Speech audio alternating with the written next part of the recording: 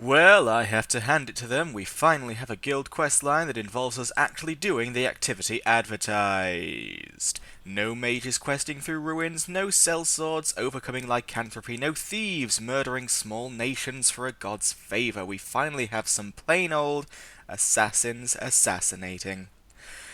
The Brotherhood is far and away the most interesting introduction of the four, committing a freelance assassination for a poor orphan boy.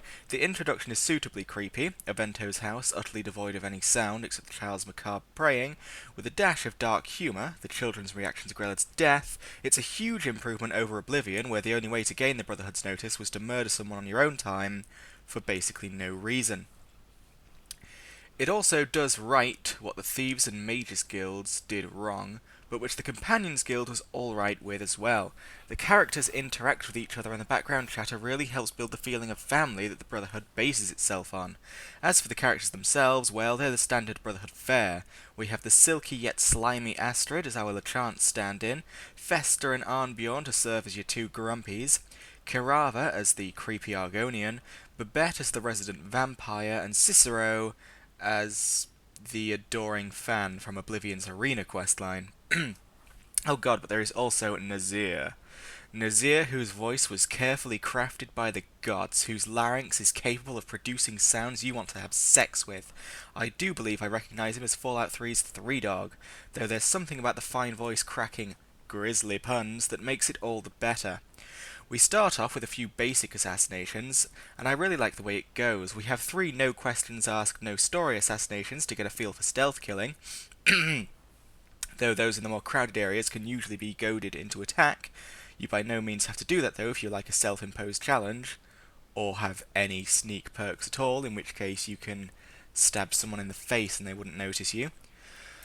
After that, there's this bit I quite like. We're not immediately shoved into the main peril. Maury's assassination quest has no real bearing on the plot, it's just its own little self-contained drama, which is nice. Even the Companions, my second favourite so far, had the issue of shoving you right into the werewolf conflict pretty sharpish, quickly making you feel disconnected to the actual guild itself, only concerning yourself with the Aella Farkas Vilkas trio.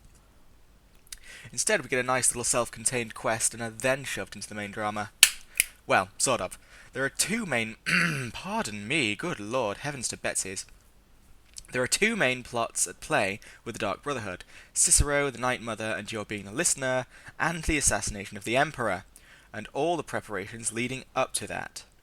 This is actually quite genius, if you ask me. Writing off the Mages College as a bad job, we can still look at the Thieves Guild and the Companions. Both of those all too quickly abandon their settings to focus on the key drama at play. Here we have the key initial drama, Cicero, unrest in the family, betrayals and all that, but we also have this big assassination to prepare for, with lots of ancillary assassinations. And it really helps us feel connected to the guild as opposed to just a couple of characters in that guild. But how good are these 2 plots on their own terms? The Emperor's assassination plot is alright. The wedding assassination isn't one that feels relevant. I can't remember its justification off the top of my head, and my gut says that such a commotion would surely only increase security and make the Emperor harder to kill, but whatever. There might have been some genius in it that I've forgotten. Really, it just felt like an excuse to have us push a gargoyle on someone's head, Hot Fuzz style. Killing Morrow's son and framing him for a conspiracy to assassinate the Emperor also feels like a weird filler to me. Again, maybe there was a point to all this that I've forgotten, but it just seems like the sort of pointless dicking around that will get the Emperor out of Skyrim faster.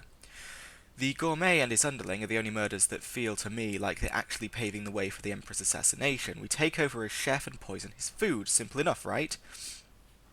Incidentally, while I was a sour person and remained silent through my playthrough, that section was a goldmine for hammy humour. It's a shame our characters aren't voiced, really. I'd have loved to see some of our lines as the gourmet acted out. Ham at the ready.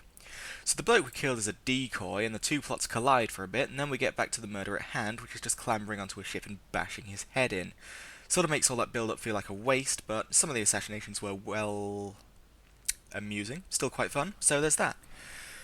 The internal plot then, Cicero versus Astrid, betrayal on all fronts, blah-de-blah. It's... oh, pardon me.